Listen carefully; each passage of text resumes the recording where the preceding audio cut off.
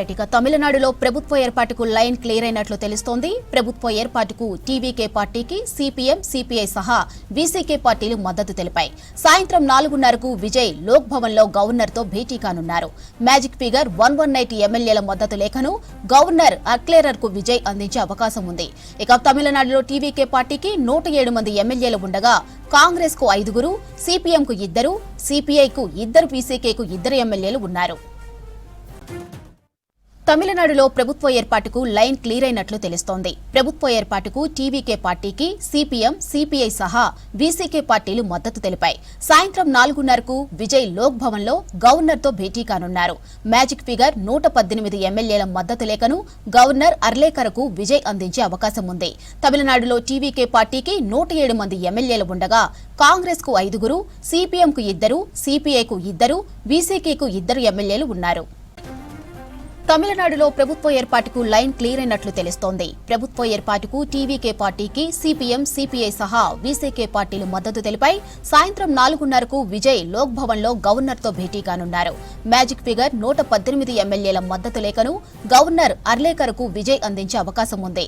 తమిళనాడులో టీవీకే పార్టీకి 107 మంది ఎమ్మెల్యేలు ఉండగా కాంగ్రెస్ కు 5, సిపిఎం కు 2, సిపిఐకు 2, వీసీకేకు 2 ఎమ్మెల్యేలు ఉన్నారు. ఇక మరింత సమాచారం మదార్ అందిస్తారు. చెప్పండి మదార్, విజయ్ సర్కార్ ఏర్పాట్లకు లైన్ క్లియర్ అయినట్లేనా?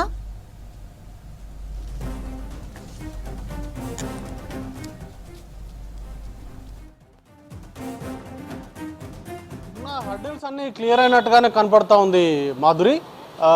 తనకు సంబంధించి మ్యాజిక్ ఫిగర్కి 11 సీట్ల దూరంలో ఆగిపోయిండే. కాంగ్రెస్ పార్టీ మద్దతు ఇవ్వడంతో ఆ సంఖ్య 6కు పడిపోయింది. ఇప్పుడు left parties plus VCK party, ఈ 3 పార్టీలు కూడా విజయ్తో కలిసి ప్రభుత్వాన్ని ఏర్పాటు చేసేందుకు సిద్ధమైనట్లుగా సమాచారం అంతా ఉంది.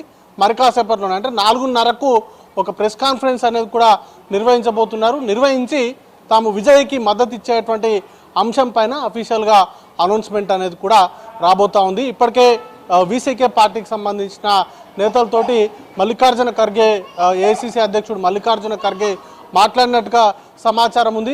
వారి సూచన మేరకు కాంగ్రెస్ అలాగే వామపక్ష పార్టీలు, వీసీకే పార్టీ ఇవన్నీ కూడా గతంలో డిఎంకేతో కలిసి ప్రభుత్వంలో ఉన్నాయి.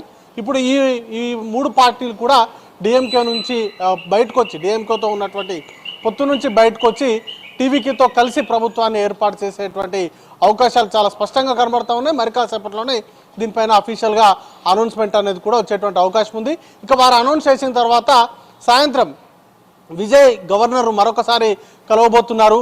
తన పార్టీకి తనకు సంబంధించి మద్దతుకు సంబంధించినటువంటి లేఖను గవర్నర్కు సమర్పించి ప్రభుత్వ ఏర్పాటుకు ఆహ్వానించాల్సిందిగా విజయ్ కోరేటువంటి అవకాశం ఉంది. ఇప్పటికే 2 సార్లు విజయ్ గవర్నర్తో భేటీ అయ్యారు. ఆ సందర్భంలో గవర్నర్ 118 మంది ఎమ్మెల్యేల మద్దతుతో కూడినటువంటి లేఖను ఇవ్వాల్సిందిగా విజయ్కి ఇప్పటికే సూచించారు.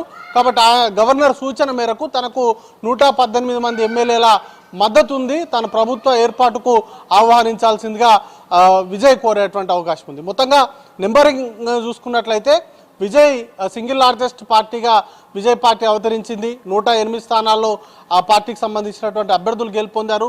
అయితే అందులో 2 స్థానాల్లో విజయ్ గెలుపొందిన నేపథ్యంలో ఒక స్థానం నుంచి రాజీనామా చేయాల్సి ఉంటుంది. ఈ లెక్కన 107 స్థానాలు కన్సిడర్ చేస్తారు.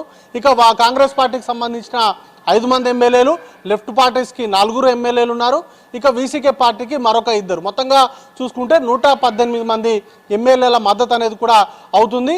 దీంతో విజయ్కి ఇటు ఏఐడిఎంకేతో కానీ లేకపోతే డిఎంకే పార్టీకి సంబంధించినటువంటి ఎమ్మెల్యేల మద్దతు కోరాల్సినటువంటి అవసరం లేకుండానే ఈ చిన్న పార్టీలతో కలిసి విజయ్ ప్రభుత్వాన్ని ఏర్పాటు చేసేటువంటి అవకాశం అనేది కూడా ఉంటుంది. అయితే ఇప్పటికే చాలా రూమర్స్, స్పెక్యులేషన్స్ అన్నీ కూడా నడిచాయి. తెర వెనుక డిఎంకే అలాగే ఏఐడిఎంకే పొత్తు పెట్టుకొని గవర్నమెంట్ని ఫామ్ చేసేటువంటి అవకాశాలు ఉన్నట్టుగా ప్రచారం సాగింది. వాటిని 2 పార్టీలకు సంబంధించినటువంటి నేతలు కూడా ఖండించినటువంటి పరిస్థితి.